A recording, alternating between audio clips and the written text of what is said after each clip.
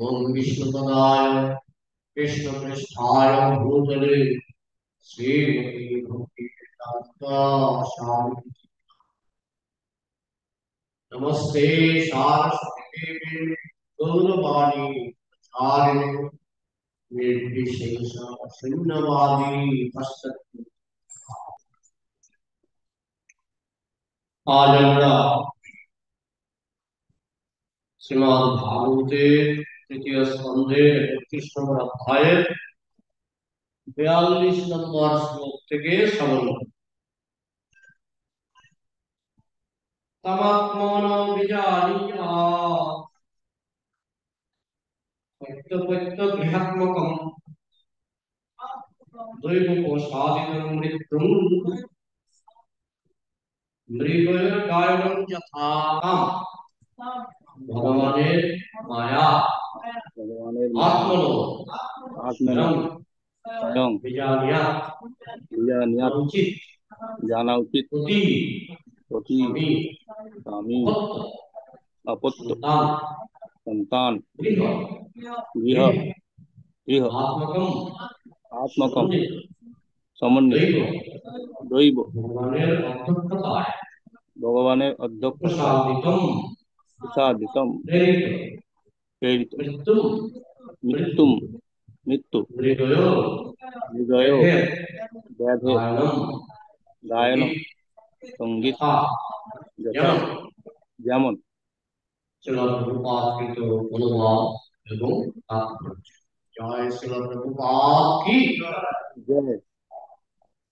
ব্যাধের সঙ্গীত যেমন মৃগের পক্ষে মৃত্যুর কারণ, তেমনি পতি পুত্র গৃহ ইত্যাদিকে ভগবানের বহিরঙ্গ শক্তির দ্বারা তার মৃত্যুর আয়োজন বলে স্থির মনে করা উচিত। তাৎপর্য: ভগবান কপিল দেবের এই উপদেশের মাধ্যমে আমরা বুঝতে পারি যে স্ত্রী কেবল পুরুষের পক্ষে নরকের দাসস্বরূপ নয়, পুরুষ স্ত্রীর পক্ষে নরকের দাসস্বরূপ। এটি কেবল আসক্তির প্রশ্ন।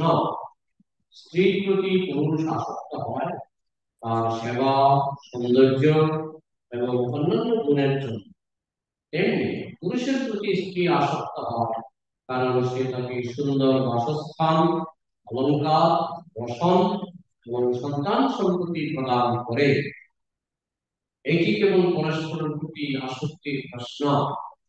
যতক্ষণ পর্যন্ত তাদের কোনো একজন এই প্রকার ভৌতিক সুখের প্রতি আসক্ত থাকে, ততক্ষণ পুরুষের পক্ষে স্ত্রী যেমন বিপজ্জনক, তেমনি স্ত্রীর পক্ষে পুরুষও বিপজ্জনক। কিন্তু সেই আসক্তি যদি শ্রীকৃষ্ণের প্রতি স্থানান্তরিত করা হয় এবং তারা উভয়ই যদি কৃষ্ণ ভক্ত হয়, তাহলে সেই দাম্পত্য জীবন অতি উত্তম। শ্রী রূপ গোস্বামী তাই নির্দেশ দিয়েছেন, অনাসক্তিস্য বিষয়ান যথার্হম উপযুজ্যত নির্বন্ধ কৃষ্ণ সম্বন্ধে যুক্তং বৈরাগ্যমুচ্যতে। উত্তর সামন্ত সিন্ধু পূর্ব ভাগ 255। কৃষ্ণের সম্পর্কে পরস্পরের সঙ্গে সম্পর্কিত হয়ে গৃহস্বরূপে গৃহস্থ রূপে স্ত্রী এবং পুরুষ শ্রীকৃষ্ণের সেবার কর্তব্য সম্পাদন সাধনের উদ্দেশ্যেই কেবল একত্রে বসবাস করবেন। সন্তান, পত্নী, পতি সকলেই যদি শ্রীকৃষ্ণের সেবায় নিযুক্ত করা হয়, সকলকেই যদি শ্রীকৃষ্ণের সেবায় নিযুক্ত করা যায়, তখন সমস্ত দৈহিক এবং জাগতিক আসক্তি সমাপ্ত হয়ে যাবে। যেহেতু শ্রীকৃষ্ণ হচ্ছেন মাধ্যম, তাই সেই চেতনা শুদ্ধ এবং তখন আর অধঃপতনের কোনো সম্ভাবনা থাকে না। এতদিন বিভিন্ন শ্লোকে কপিল দেব বলেছেন যে নারী হচ্ছে নরকের দ্বার, নারী হচ্ছে নরকের দরজা। এই কথা শুনে অনেক মাতাজিরা মনে কষ্ট পেয়েছেন, এই আমার নরকের দরজা। কিন্তু 42 এবং 41 এবং 42 নম্বর শ্লোকে আমরা নতুন খবর পাচ্ছি যে পুরুষ হচ্ছে নরকের দরজা। তাহলে বুঝতে হবে কে কার পক্ষে নরকের দরজা। পুরুষের পক্ষে নারী হচ্ছে নরকের দরজা, আর নারীর পক্ষে পুরুষ হচ্ছে নরকের দরজা। কিন্তু এটা সবসময় সত্য নয়। এটা ততক্ষণ সত্য যতক্ষণ আমরা কৃষ্ণ ভক্ত না হই।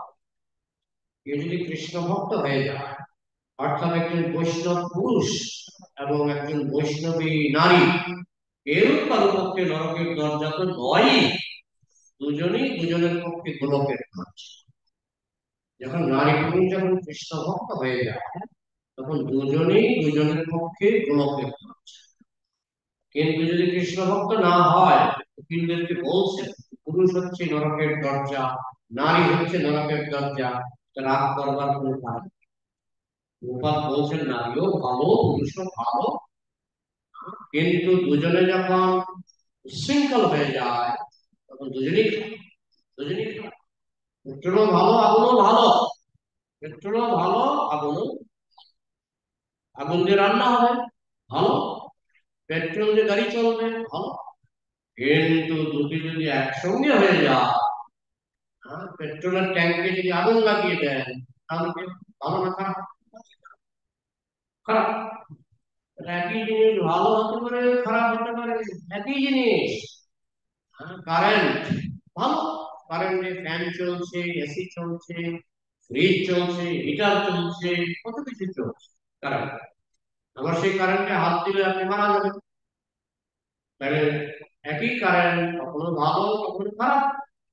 একই নারী কখনো ভালো কখনো নরকের দরজা কখনো গোলকের দরজা। একই পুরুষ কখনো নরকের দরজা কখনো গোলকের দরজা। বুঝতে হবে কোন পরিস্থিতিতে পুরুষ গোলকের দরজা আর কোন পরিস্থিতিতে পুরুষ নরকের দরজা। এটা রাগ করার কিছু নেই। বুঝতে হবে কোন পরিস্থিতিতে নারী নরকের দরজা, কোন পরিস্থিতিতে নারী গোলকের দরজা বুঝতে হবে। যাই হোক, এই শ্লোকে আরো পরিষ্কার হয়ে গেছে, নারীর পক্ষে পুরুষ হচ্ছে নরকের দরজা। একটা দৃষ্টান্ত দেওয়া হয়েছে যে ব্যাগ শিকারী, সে বনে যায়, ব্যাগ কি করে পাতা পাতা নিয়ে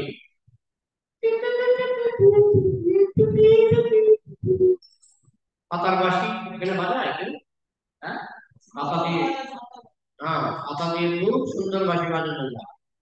যে হরিণ শিকারী, সে বনে গিয়ে পাতা নিয়ে, নতুন পাতা নিয়ে বাঁশি বাজায়।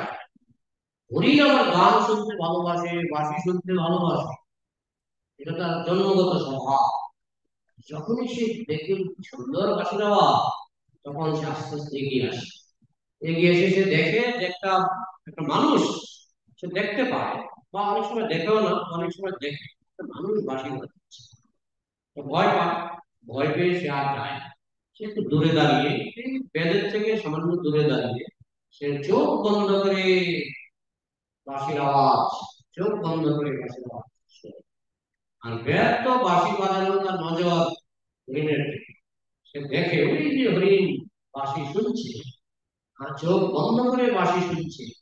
তখন বেদ সেই হরিণকে লক্ষ্য করে তীর নিক্ষেপ করে। এখানে কপিলদেব বলছে এই যে সংসার নারীর পক্ষে, নারীর পক্ষে পুরুষের মেইন আকর্ষণ হচ্ছে দৈহিক শক্তি তো একটা আছে, দৈহিক বল থাকতে হবে। আরেকটা কি না, বাড়িটা কেন, বাড়িটা কি কুড়ে ঘর না টালির টালির ঘর, সুন্দর বিল্ডিং? নারী যদি দেখে এটা টালির ঘর বা এটা ভাঙা ঘর, নারী মন স্বাভাবিক বিয়ের আগে তো জিজ্ঞেসই করে, হ্যাঁ বা তোমরা যাবো আপনার বাড়ি দেখতে যাও, জানো ছেলের মেয়ের বাড়ি দেখতে যায়, মেয়ের ছেলের বাড়ি দেখতে, মেয়ের বাড়ি যেমনই হোক ছেলের বাড়িটা যেন ভালো, তাই না? কারণ মেয়ে তো যাচ্ছে, মেয়ে তো বাড়ি ছেড়ে চলে যাচ্ছে, ছেলের বাড়িটা যেন ভালো। তারপর আর কি, রোজগার কত, ইনকাম জিজ্ঞেস করি, আজকাল তো জিজ্ঞেস করি ইনকামটা কত। নানান খোঁজ খবর নিয়ে পাড়া প্রতিবেশীকে জিজ্ঞেস করে ছেলের চরিত্র কেমন, হ্যাঁ মদ খায় কিনা, না না না, মদ টদ খায় না, মদ টদ খায় না। খোঁজ খবর নিয়ে যখন জানে যে ছেলে খুব ভালো, রোজগার ভালো, চরিত্র ভালো, তখন পিতা তার কন্যাকে বিবাহ সূত্রে অর্পণ করে।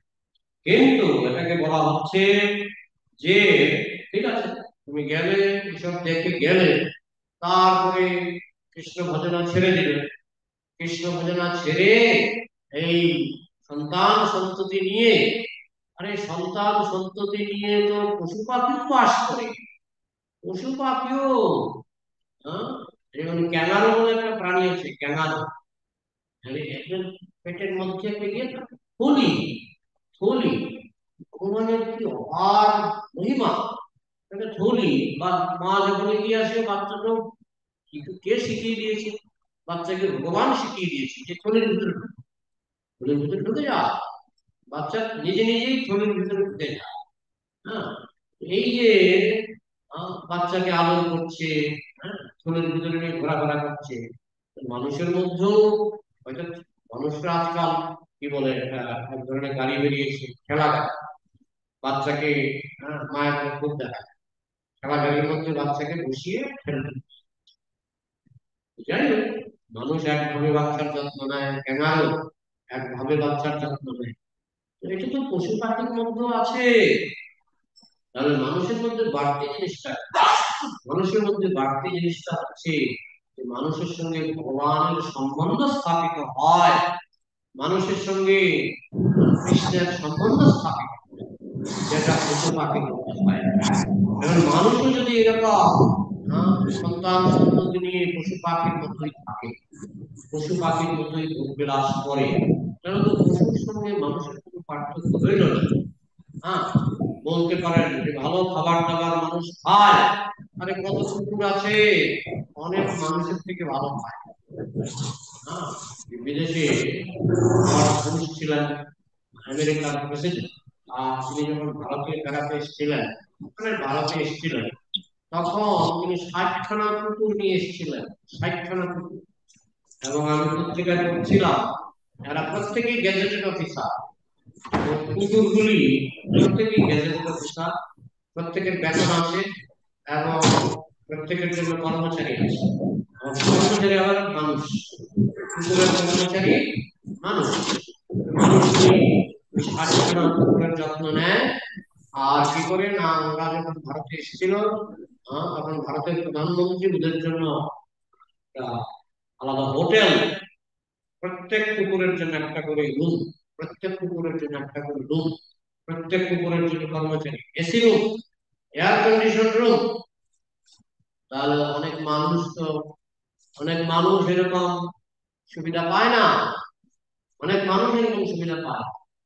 সুবিধা দিয়ে মানুষ আর পশুর পার্থক্য বিচার করা যায় না।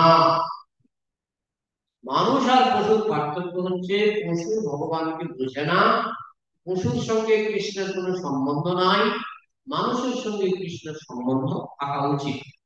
কিন্তু মানুষ যদি সেই সম্বন্ধ ভুলে, মানুষ যদি পশুর মতো ভোগবিলাসে লিপ্ত হয়, আহার নিদ্রা ভয়মৈথুনঞ্চ সামান্যমেত পশুভিঃ নরাণাম ধর্মেণ হীনা পশুভিঃ সমানা ধর্ম হি তেষাং অধিকো বিশেষো ধর্মেণ হীনা পশুভিঃ সমানা আহার নিদ্রা ভয়মৈথুনঞ্চ সামান্যমেত পশুভিঃ নরাণাম ধর্ম হি তেষাং অধিকো বিশেষো ধর্মেণ হীনা পশুভিঃ সমানা।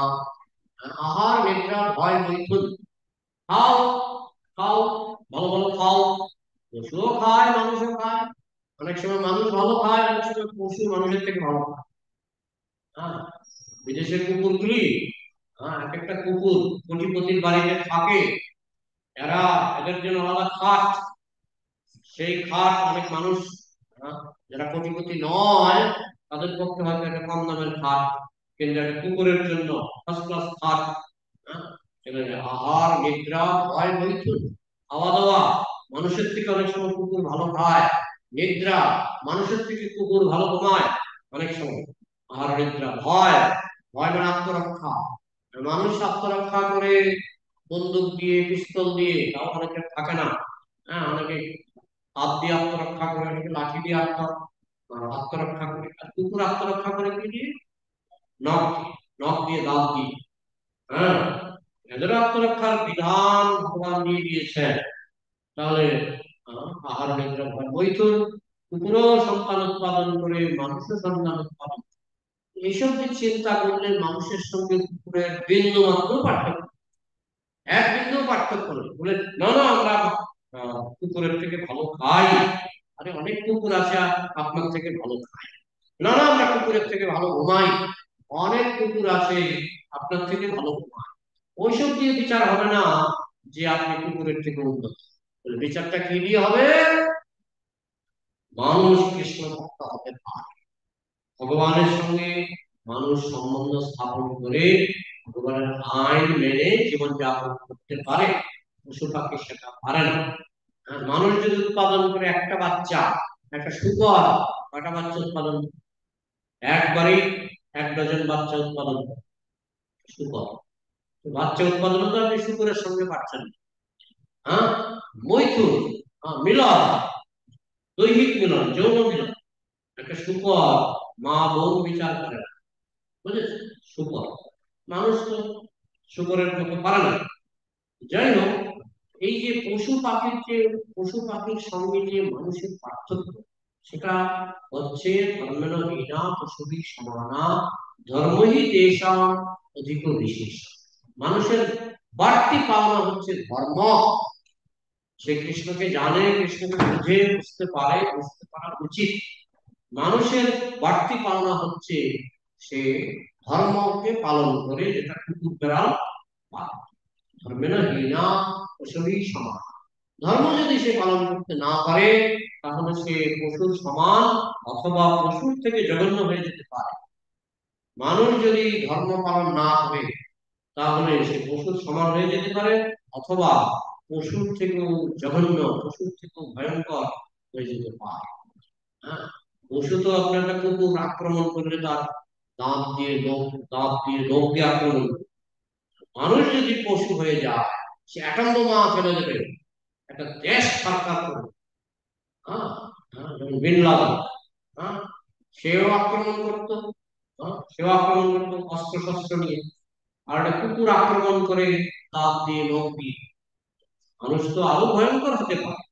মানুষ যদি পশুর মতো হয়ে যায়, তাহলে আরো ভয়ঙ্কর হতে পারে।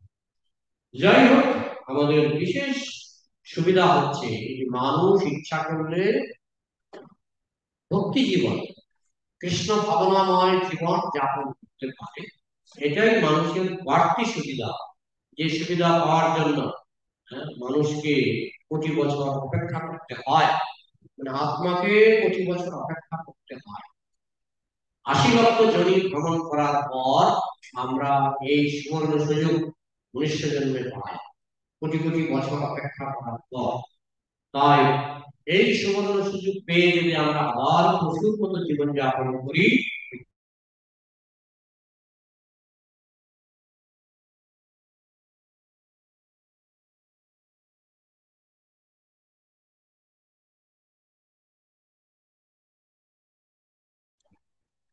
সবাই শুনতে পাচ্ছেন? হ্যাঁ বউ, হরে কৃষ্ণ। হ্যাঁ বউ, শোনা হ্যাঁ যাচ্ছে। প্রভু, শুনতে পাচ্ছি, হ্যাঁ শুনতে পাচ্ছি। এর আগে পর্যন্ত শুনেছেন তো? আগে পর্যন্ত কানেকশন ছিল? না, আগের 1-1.5 মিনিট মতো শুনতে পাইনি। আচ্ছা, ঠিক আছে, ঠিক আছে। তো এইভাবে আমরা আলোচনা করছিলাম যে পুরুষ কখন নরকের দরজা আর নারী কখন নরকের দরজা। নারী যখন কৃষ্ণকে ভুলে যাবে, তখন নারী নরকের দরজা, পুরুষের পক্ষেও নিজের পক্ষেও। সে নিজেও নরকে যাবে, পুরুষকেও নরকে নিয়ে যাবে। আবার পুরুষ যখন কৃষ্ণকে ভুলে যাবে, তখন পুরুষ নিজেও নরকে যাবে এবং নারীকেও নরকে নিয়ে যাবে। তাহলে পার্থক্য হচ্ছে যে আমরা যদি কৃষ্ণ ভাবনায় জীবন যাপন করি, তাহলে কেউ কারোর পক্ষে নরকের দরজা নয়। এখানে হরিণের দৃষ্টান্ত দেওয়া হয়েছে। হরিণ যখন গানে মুগ্ধ হয়ে যায় বা ওই যে ব্যাগ যখন পাতার বাঁশি বাজায়, পাতার বাঁশি শুনে হরিণ মুক্ত হয়ে যায়, এ হচ্ছে তার মৃত্যুর কারণ।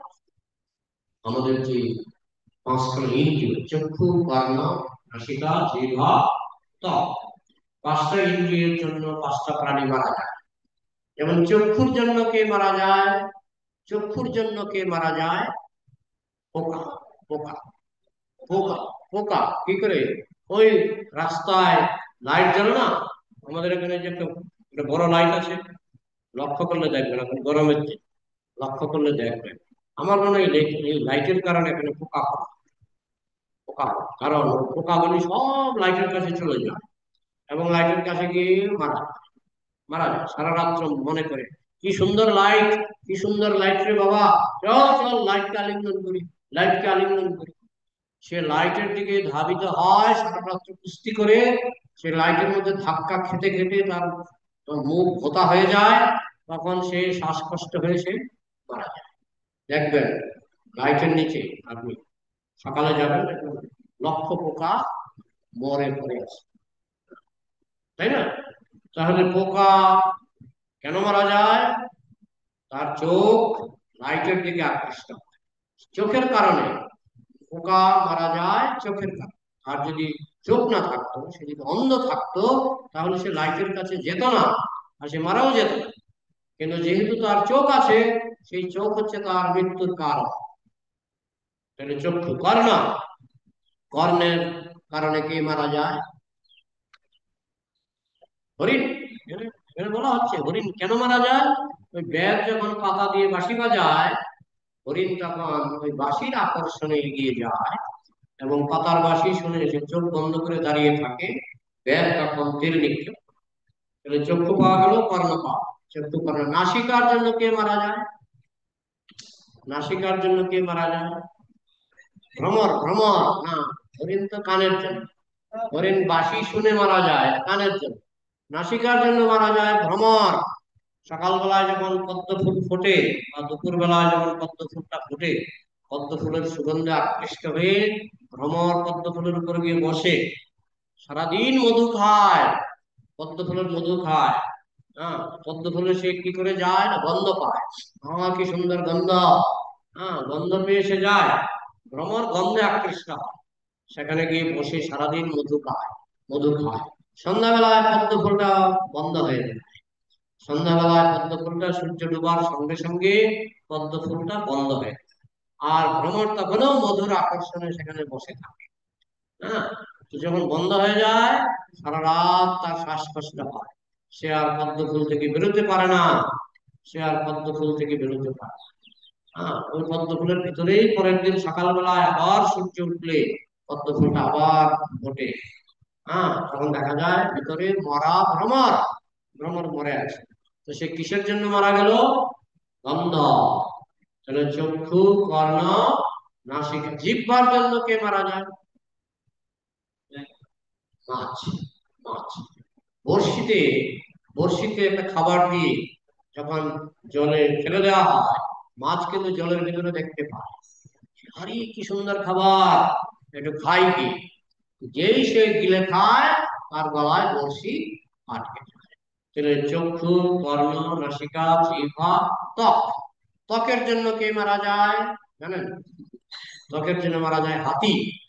হাতি একটা একটা কুয়া বানিয়ে, এটা কালকে বলছিলাম, কুয়া বানিয়ে কুয়ার উপরে পাটকাঠি বিছিয়ে দেওয়া হয়, পাটকাঠির উপরে সবুজ ঘাস দিয়ে দেওয়া হয়, আর কুয়ার অন্য পারে, কুয়ার অপর পারে একটা মাদি হাতি, মেয়ে হাতি রেখে দেওয়া হয়।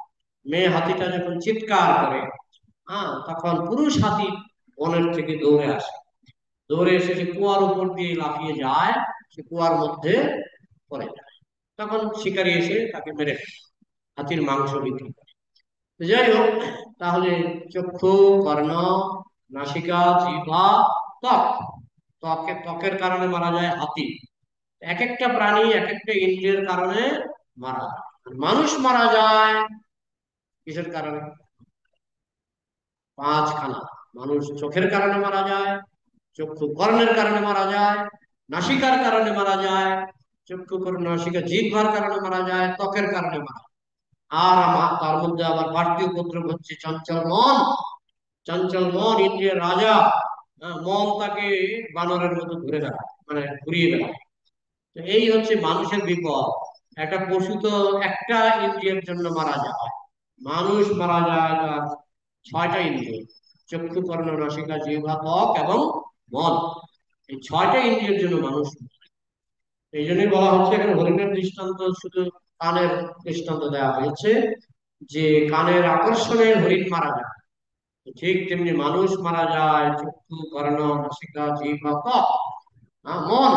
এই 6টা ইন্দ্রিয়ের কারণে মানুষ মারা যায়। এই জন্য মানুষের জন্য আরো বিপদ। তার ডিউটিও বেশি, তার বিপদও বেশি। যেমন ডিএম, ডিএম এর সুবিধা বেশি। কেরানি, কেরানি সে তো কোয়ার্টার পায় না, ডিএম কোয়ার্টার পায়। কেরানি গাড়ি পায় না, ডিএম গাড়ি পায়।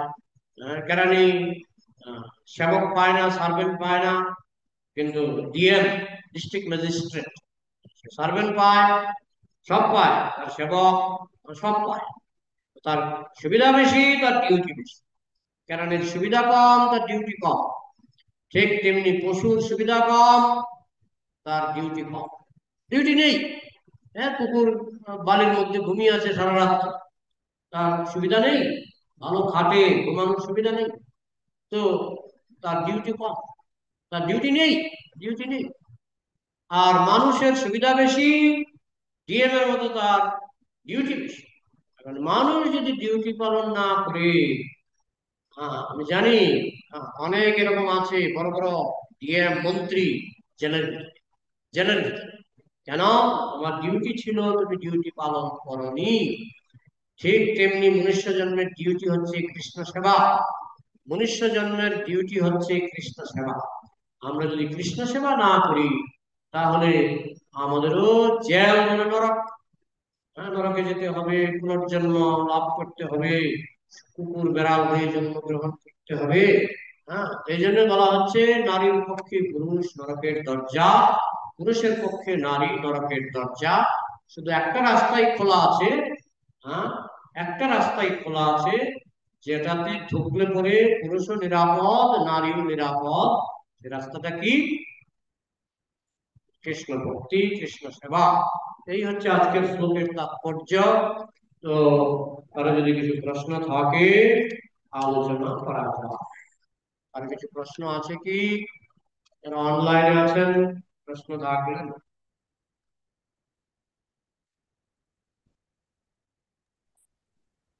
হরে কৃষ্ণ প্রভু। হরে কৃষ্ণ। প্রভু ওই তখন তখন কানেকশনটা কেটে গেল, ওই তখন বলছিলেন আপনি, ওই মানুষ যদি ধর্ম পালন না করে তাহলে সে পশুর থেকেও, মানে পশুর সমান বা পশুর থেকেও আরো অধম। ওইটা দিয়ে তারপর কারেন্ট এইটা কেটে গেল, ওইটা একটু যদি বিন বলতেন। লাদেনের কথা বলছিলাম, যে বিন হুম। লাদেন তিনি উগ্রপন্থী হয়ে, মানুষ যখন ধর্ম পালন করে না, সে অ্যাটম বোমা দিয়ে একটা দেশকে ধ্বংস করে দিতে পারে, তাই না? যেমন ইংরেজরা জাপানের হিরোশিমা নাগাসাকিতে অ্যাটম বোম ফেলেছিল। আর একটা কুকুর যদি হিংস্র হয়, বড়জোর সে নখ দিয়ে আপনাকে আঁচড়াতে পারে, কিংবা দাঁত দিয়ে আপনাকে কামড়াতে পারে। কিন্তু মানুষ যদি হিংস্র হয়, তাহলে অ্যাটম বোমা দিয়ে সে একটা দেশকে ধ্বংস করে দিতে পারে। তাহলে মানুষ হিংস্র হলে বেশি বিপদ, না কুকুর হিংস্র হলে বেশি বিপদ? মানুষ। এই জন্য বলা হচ্ছে যে মানুষ যদি অধার্মিক হয়, মানুষ যদি মানে পশুর মতো হয়, তাহলে মানুষ পশুর থেকে ভয়ঙ্কর হতে পারে। একটা বাঘ হয়তো একটা মানুষকে খেয়ে ফেলে, কিন্তু একটা মানুষ যদি অ্যাটম বোমা ছেড়ে দেয়, কোনো দেশের প্রধানমন্ত্রী যদি অ্যাটম বোমা ছেড়ে দেয়, বা কোনো উগ্রপন্থী যদি অ্যাটম বোমা ছেড়ে দেয়, তাহলে সে তো কোটি কোটি মানুষকে ধ্বংস করতে পারে। তাই আমাদের সিদ্ধান্ত হলো, মানুষ যখন পশু হবে, নর পশু, তখন সে পশুর থেকে ভয়ঙ্কর হয়ে যায়। একমত? হ্যাঁ প্রভু, একমত। আর হ্যাঁ আর হ্যাঁ প্রভু। আর কি প্রশ্ন?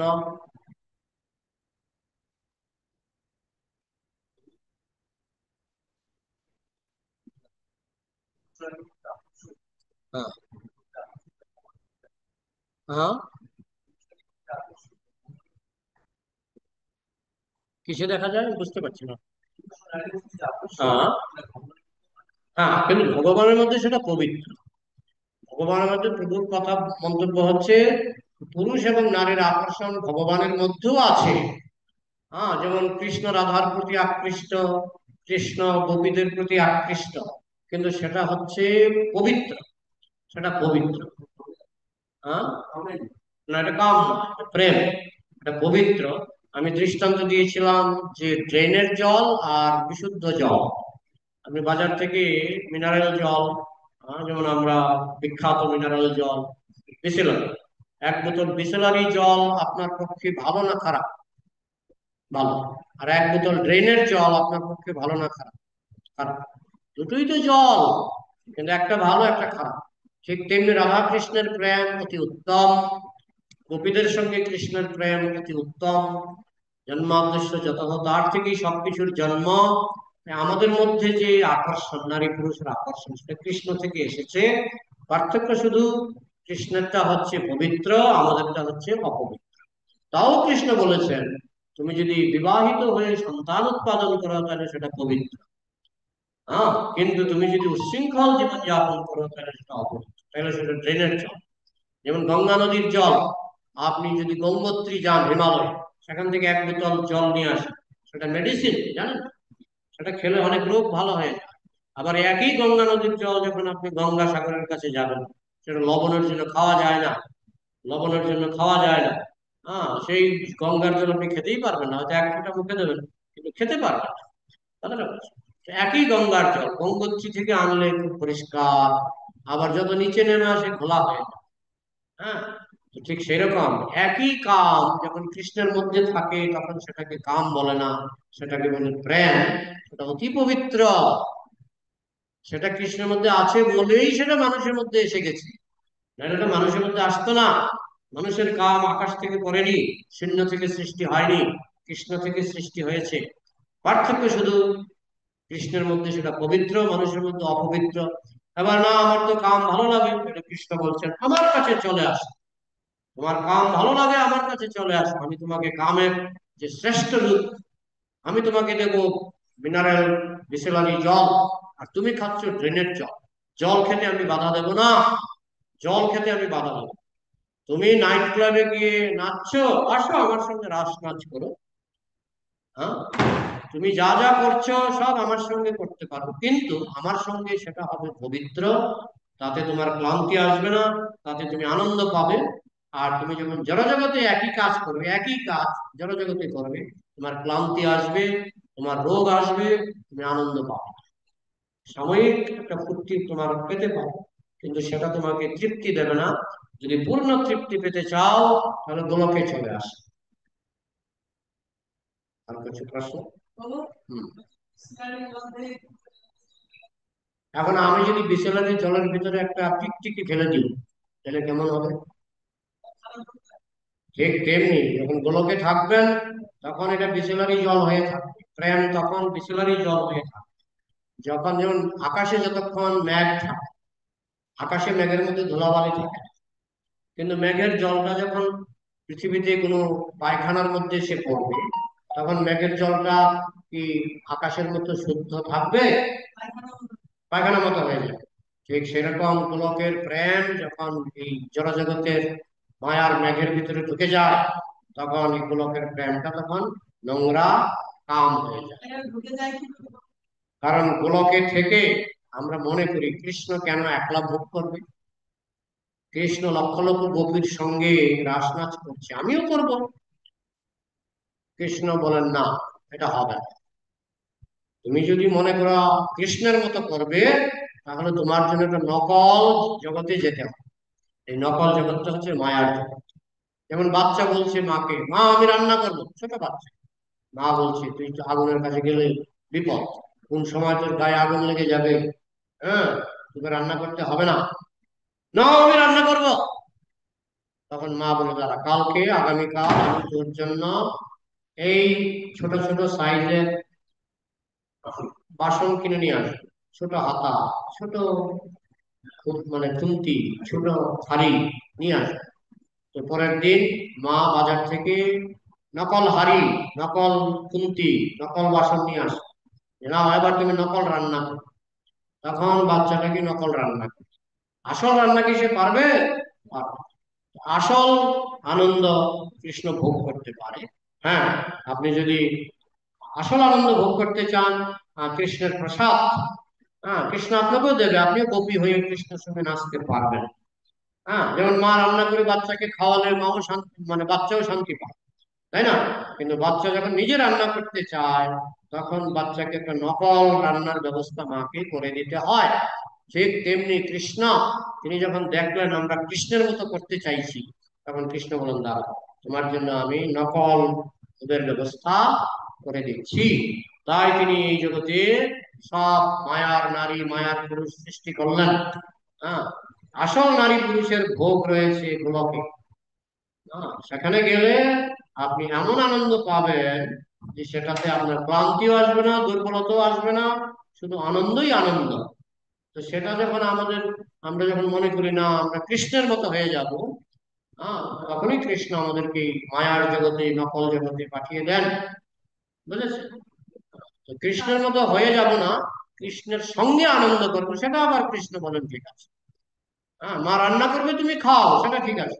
তুমি মার মতো রান্না করবে, তাহলে তোমাকে ওই খেলনার বাসন দিয়ে করতে হবে।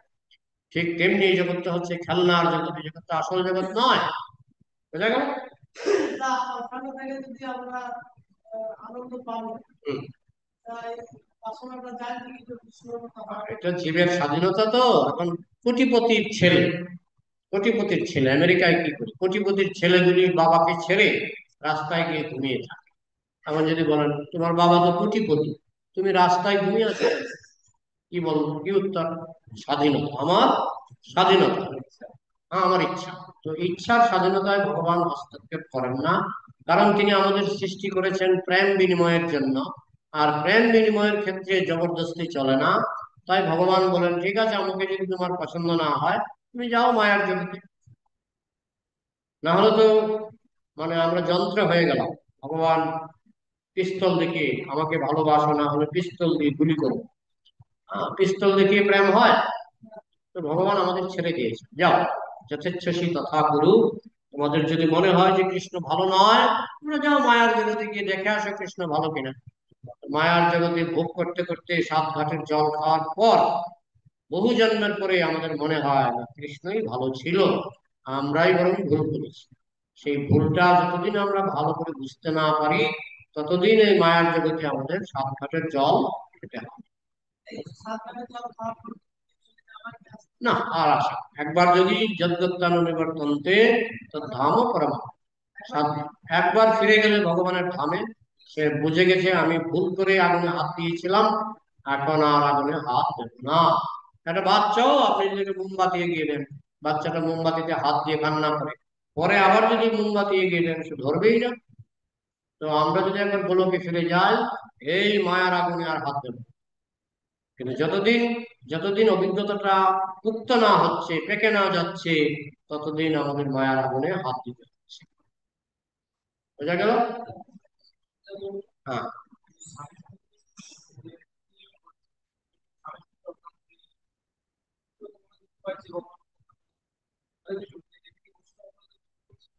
কোনটা দুঃখ পাচ্ছে? মানে ঘরের ভিতরে বৈষ্ণব অপরাধ হতেই পারে। হ্যাঁ, ঘরের ভিতরে স্বামী স্ত্রীর প্রতি অপরাধ করতে পারে, স্ত্রী স্বামীর প্রতি অপরাধ করতে পারে। তাই জন্য ঘরের ভিতরে সাবধান থাকতে হবে। ভেতরে ঝগড়াঝাটি, সেটাও বৈষ্ণব অপরাধ। এমনকি আপনার সন্তানের সঙ্গে আপনার অপরাধ হয়ে যেতে পারে, যে সে ছোট বলে অপরাধ হবে না তা নয়।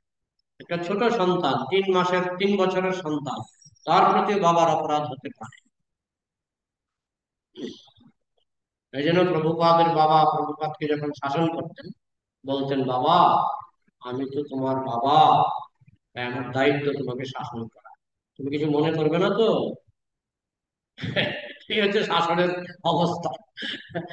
প্রভুপাদের এই জন্য প্রভুপাদের বাবাকে ভীষণ ভালোবাসতেন। শাসনের মধ্যেও আগে ফুরিয়ে নিতেন, কিছু মনে করবে না, আমাকে ক্ষমা করে দিও, হ্যাঁ, হয়তো একটু সামান্য গান বলে দিলেন, কিন্তু আস্তে। প্রভুপাদের বাবা প্রভুপাদকে কখনো খুব কঠোর শাসন করেন। হ্যাঁ, চ্যারিটি বিগিনস এট হোম।